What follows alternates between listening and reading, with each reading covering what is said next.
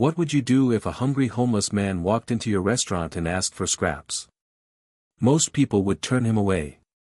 But when Marcus, a struggling restaurant owner, decided to serve him a full meal instead, he had no idea that one small act of kindness was about to change his entire life forever. Marcus stood in the quiet dining room of his small restaurant. The lights buzzed faintly overhead, illuminating empty tables that once bustled with laughter and conversation. He wiped his hands on a rag, his shoulders slumping. It had been another slow day. Bills lay stacked on his office desk like silent reminders of his failures: electricity, rent, supplier debts. He had invested everything he had into this dream. Friends had told him it was foolish. Some even laughed. But Marcus believed food had the power to bring people together, to heal broken spirits, because cooking had always been his way of showing love. Yet lately, that belief was fading. Customers had stopped coming. Big chain restaurants had pulled them away with cheaper deals and flashy signs. Marcus was left with half-empty shelves in his kitchen and a heart heavy with doubt. That night, just as he reached for the keys to lock up, the door creaked open. A gust of cold air swept in, followed by the faint shuffle of footsteps. An old man entered, his clothes torn and weathered, his beard unkempt, his skin darkened from years of living on the streets. His eyes were sunken, but still carried a flicker of dignity. He looked at Marcus, voice trembling. "Do you have any leftovers?" "Just scraps, anything at all." Marcus froze, staring at him. He saw the man's thin hands gripping his stomach, the way his lips quivered from both hunger and embarrassment. For a long moment, the silence was heavy. Marcus thought about the food he had to save, about tomorrow's uncertain business. His first instinct was to say no. But then, he remembered his own childhood. Days when he went to bed hungry, nights when a kind neighbor had slid a plate of food under their door because they knew his mother was struggling. He remembered what that single act of kindness felt like. And in that moment, Marcus made his choice. Marcus didn't grab scraps. He didn't pour leftovers into a paper bag. Instead, he gestured toward a table. "Sit down," he said softly. The man blinked, startled. "You want me, here?" "Of course," Marcus replied, his tone steady but kind. "You deserve more than scraps." Marcus disappeared into the kitchen, his mind racing. He had enough ingredients left to make a decent plate of food. It would mean fewer portions tomorrow, but something inside told him this was the right thing to do. Within minutes, he returned with a steaming plate of rice, tender chicken, and vegetables. He placed it carefully on the table, just as he would for any paying customer.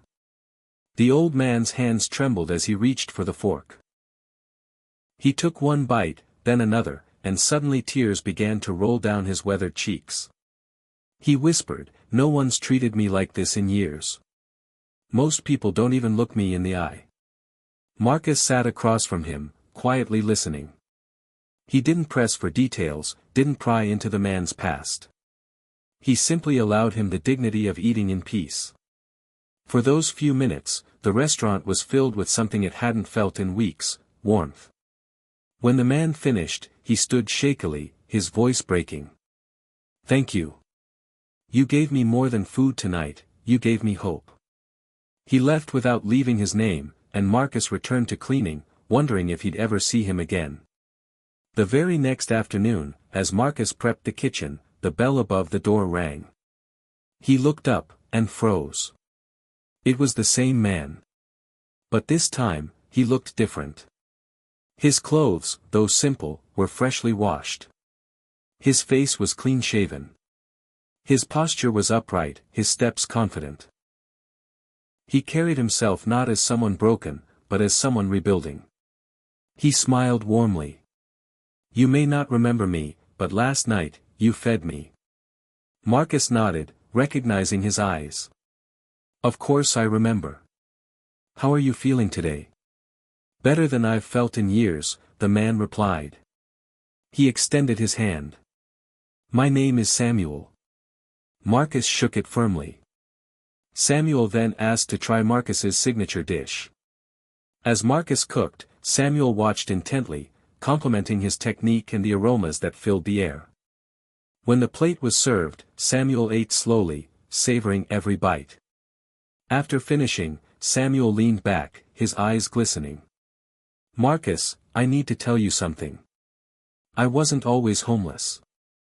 I used to be an investor. But when I lost my wife, my life fell apart. I gave up everything, even myself. Yesterday, you didn't just feed me, you reminded me that kindness still exists. That people still care." Marcus was stunned, his hands tightening on the counter. Samuel smiled again and said, "Don't give up on this place. You have something rare. Something worth fighting for." And with that, he left, leaving Marcus both puzzled and hopeful. A week later, Marcus received a phone call from an unknown number. The voice on the other end was formal but kind. "We've heard about your restaurant. An investor would like to meet you." Marcus almost laughed. An investor? For his struggling little place. But something urged him to show up. He walked nervously into the meeting room of a small downtown office. Sitting at the table, dressed in a sharp gray suit, was Samuel. "Surprised?" Samuel asked with a grin. Marcus's jaw nearly dropped. Samuel explained how Marcus's act of kindness had stirred something inside him.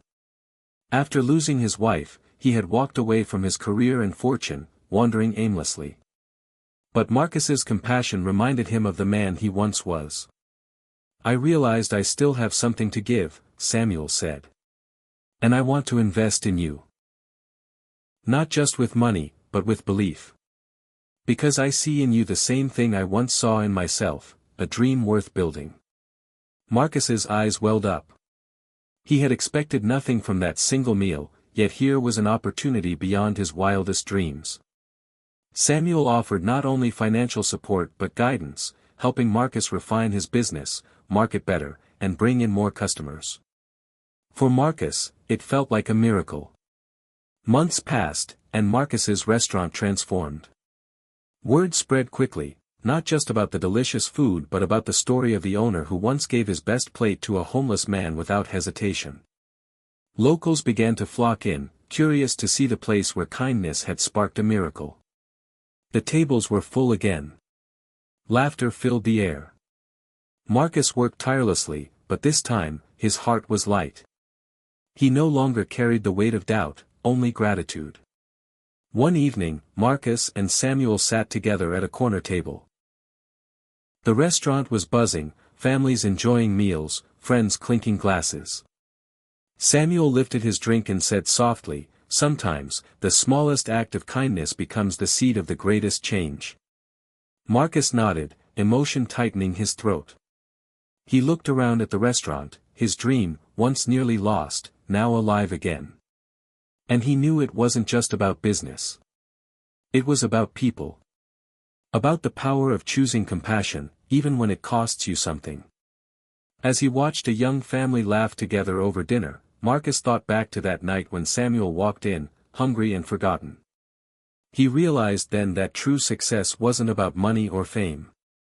It was about the lives we touch, the hope we restore, and the love we choose to give freely.